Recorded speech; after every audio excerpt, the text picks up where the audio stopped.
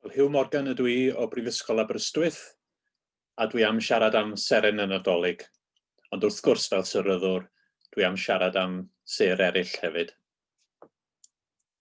Wel, yn gyntaf, beth oedd Sêr y Nadolig? Nawr, gallwn ni'n fod yn sicr mae seren oedd Sêr y Nadolig, a dyn ni gyd yn gyfarwydd ar hanes o'r tri gwrdoeth yn dilyn seren newydd yn y nen i Bethlehem a gweld Crist yn newydd anedig. Ond mae llawer o bobl sydd yn arbenigo mewn materion fel hyn. Mae rhai yn nhw'n meddwl nad oedd yna seren o gwbl, a fod Matthew jyst i creu hyn yn ei efengyl e. Mae rhai pobl yn meddwl mae comed, ac yn wir roedd comed Halley wedi gweld yn y flwyddyn 12 cyn Crist. Neu bosib ailiniad planedau neu conjunction, lle mae yna 2 neu fwy o blanedau a neu sêr yn dod yn ymddangos fel petai nhw'n dod yn agos i'w gilydd yn y nen. A mi oedd yna un ailiniad nodedig yn y flwyddyn 2 cyn Crist, y blaned Iau a y blaned Gwener a'r seren Regulus i weld yn agos iawn i'w gilydd yn y nen. Neu mae'n bosib mai uwch nofa oedd seren y Nadolig, a beth yw hyn yw seren yn ffrwydro ar ddiwedd ei oes. A mi roedd yna un uwch nofa yn bendant ar y 30 o Chwefror 4 cyn Crist. A byddai uwch nofa'n wir wedi ymddangos fel seren newydd llachar yn y nen a wedi para am gyfnod. A'r uwch nofa yw fy hoff ddamcaniaeth i hi, ond dydw i ddim yn gwybod pa un o'r ein byddai seren y Nadolig. Ond un peth allai ddeud, mi oedd y tri gwrdoeth mwy na thebyg yn seryddwyr ei oes, a roedd seryddiaeth a gwyddoniaeth, mathemateg, technoleg yn flaenllaw yn y dwyrain pell yn ystod y cyfnod hyn. Yn wir, daeth grŵp o gwirdoeth o'r dwyrain i Rufen yn y flwyddyn 66 yn ystod ymddangosiad arall o gomed Halley. A roedd hyn digon agos i tua'r adeg pam ysgrifennwyd efengyl Matthew, felly mae'n bosib bod yna ryw gysylltiad fan hyn. Gan fod i Nadolig, gyfnod o bwyta lot o fwyd, dwi am dechrau efo rysait. A'r rysait yw hwn ar gyfer creu seren go iawn. A mae'n rysait rhyfeddol o syml. Dych chi angen sawl biliwn tunnell o hydrogen a dipyn o lwch, llon bwced, llon lori o lwch. A mae hynny'n opsiynol. A'r unig offer dych chi angen yw gwacle anferthol.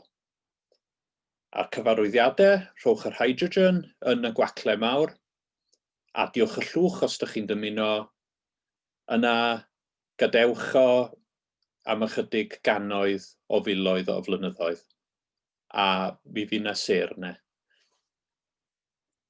Wrth gwrs, dyn ni methu wneud hyn, ond mae modd wneud o ar gyfrifiadur. A dwi am dangos ffilm fan hyn o sêr yn cael ei creu. Yn union yn dilyn y rysait yna. Mae'r ffilm wedi cael ei greu gan Matthew o Prifysgol Exeter, a mae e'n defnyddio efelychiad cyfrifiadurol mawr. A be sy'n digwydd, dyn ni'n dechrau efo pelen mawr o hydrogen, pelen anferthol, ac o fewn chydig degau o filoedd o flynyddoedd, mae disgyrchiant yn tynnu y belen o nwy yma fewn i'r canol. A mae'r ardaloedd sy'n chydig bach mwy dwys yn mynd fwy a fwy dwys. Ac o fewn dim amser ar sgêl y bydysawd, o fewn ychydig cannoedd o filoedd o flynyddoedd, dyn ni'n dechrau gweld sêr bach yn cael ei creu, fel y peli bach gwyn yma yn yr efelychiad cyfrifiadurol.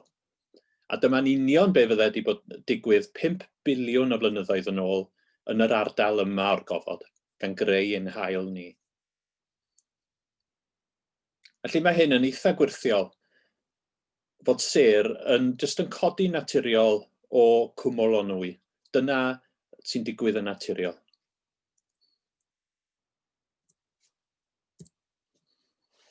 Wel, oedd ti 2 neu 3 canrif yn ôl, doedd gan y gwyddoniaeth ddim syniad sut i esbonio fel oedd yr haul yn mor llachar a mor boeth ac yn para mor hir.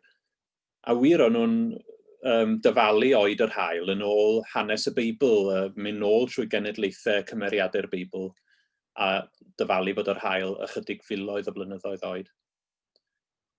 Tua canrif a hanner yn ôl, dyn ni'n dechrau dod i oes gwyddonol modern, a roedden nhw'n meddwl fod yr broses ma o'r nwy yn cyfangu ac yn syrthio fewn i ardal bychan yn creu gres, a falle bod hyn yn ddigon i gadw yr haul, digon o egni i gadw'r haul i fynd am oddeutu 500 miliwn o flynyddoedd.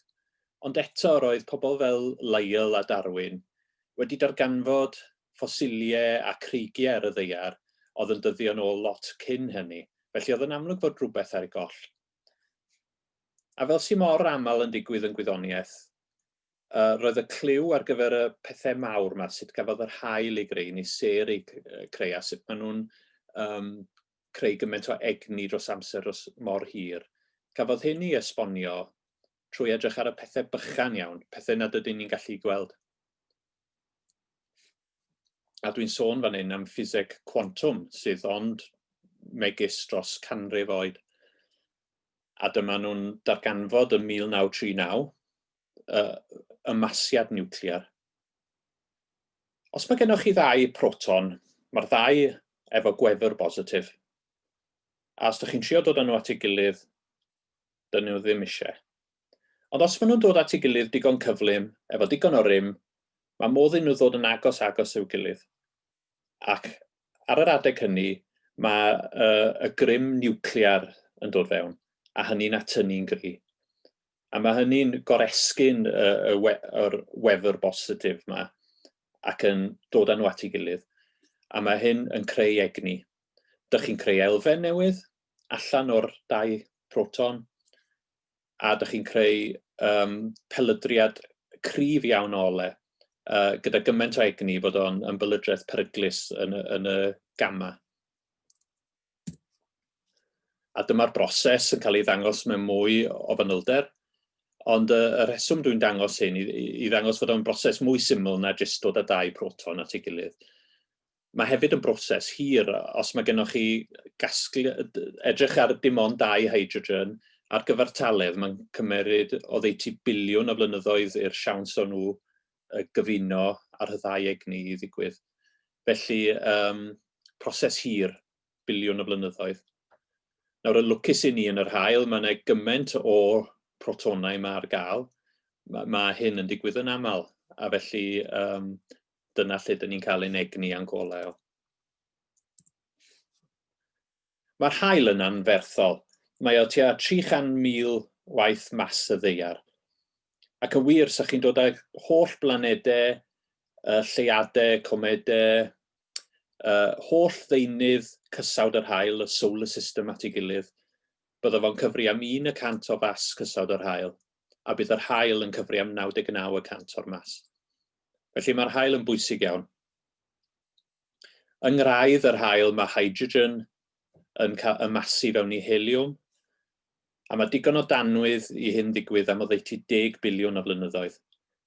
Dyn ni tua hanner ffordd trwy oes yr haul, felly mae gennym ni 5 biliwn o flynyddoedd arall o'r haul yn sefydlog yn disgleirio ac yn gynnes. Mae'r tymeredd yng ngraidd yr haul oddeutu 15 miliwn gradd, a mae'r dwysedd oddeutu 12 gwaith plwm. Felly byddai un llon llwy de o stwff o ganol yr haul yn pwyso'n eitha trwm, fel llon bwced o dywod. A bob eiliad, ers 5 biliwn o flynyddoedd a dal i fynd, pob eiliad, mae oddeutu 5 miliwn tunnell o hydrogen yn ymasu ac yn cael ei droi fewn i heliwm. Ac i roi hynny mewn persbectif, mae hynny gyfystyr â sawl wyddfa werth o hydrogen bob eiliad. Mae'r haul, fel pob seren, yn beiriant syml. Ydych chi'n agor bonet i'ch car i edrych ar y injan, mae dwsinau, cannoedd o wahanol rhannau yn symud, a lot o pethau bach gall fynd o'i le. Ond mae'r haul yn beiriant syml, mae'n hollol sefydlog am biliynau o flynyddoedd, a does dim byd lot i fynd o'i le. Os dwi'n dechrau mynd rhy boeth, wneith o jyst ehangu chydig bach ag oeri. Neu os dwi'n dechrau mynd rhy oer, wneith o crebachu ag nesu, felly mae'n rheoli ei hunain. Wel, yn y sleid yma, dwi'n dangos maint gwahanol sêr. Mae gennym ni sêr bychan iawn, eitha tywyll, a mae hyn yn golygu fod nhw'n byw am hir. A gall oes rhain sawl gwaith oes y bydysawd, 10 biliynau flynyddoedd fel seren bychan. A maen nhw'n eitha oer, 3,000 gradd. Ar yr eithaf arall, mae gennym ni sêr sydd yn gannoedd o weithiau yn fwy na'r haul. Mae tymeredd rhain o ddeutu 25-30,000 gradd. A mae oes nhw'n fyr iawn, felly y mwyaf yw'r seren, y mwyaf llachar dyn nhw, y mwyaf poeth dyn nhw, a'r cyflyma maen nhw'n mynd rhedeg allan o danwydd, a falle bydd oes rhain yn filoedd neu 10 o filoedd o flynyddoedd. Mae'n hael ni rwle yn y canol fan hyn. Tymeredd o 6,000 gradd, oes o 10 biliwn o flynyddoedd.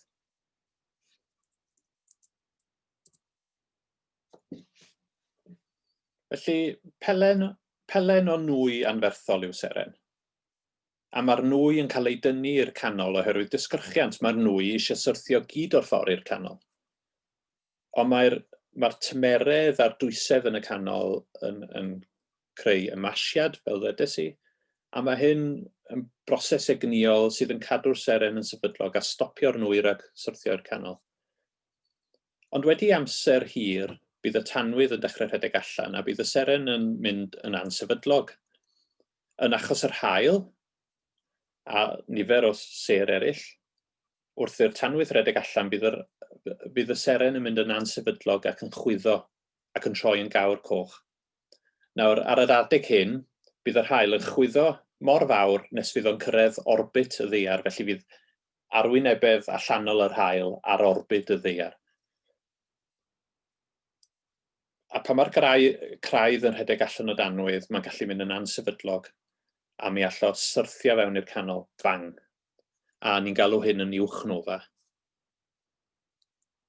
Ac y wir dyna hoff damcaniaeth fi am seren y Nadolig. Ond nid dyna diwedd y seren. Ar ôl yr uwchnofa, mae gennym ni'r craidd ar ôl.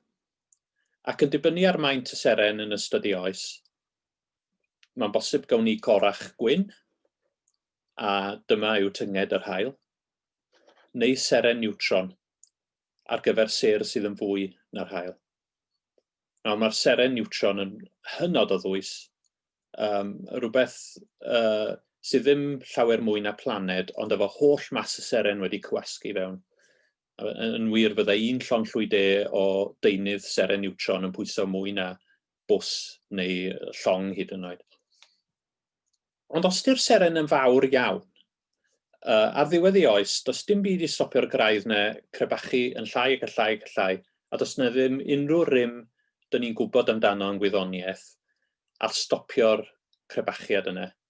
Felly fydd o'n crebachu lawr i pwynt, a fydd y dwysedd yn mynd mor uchel, dyn ni ddim cweit yn siŵr sut i ddelio fo hynny efo ffiseg modern. Ond dyn ni yn gwybod fod o'n creu twll du, neu black hole. A mae'n cael ei alw'n dwll du achos fydd y disgyrchiant mor uchel o gwmpas y singularity yma, nad oes modd hyd yn oed i ole dianc. Tan yn ddiweddar, pethau damcaniaethol oedd tylledu, ond erbyn hyn, dyn ni'n dechrau cael y tystiolaeth gweledol cyntaf o dylledu, a dyma yw'r llun fan hyn.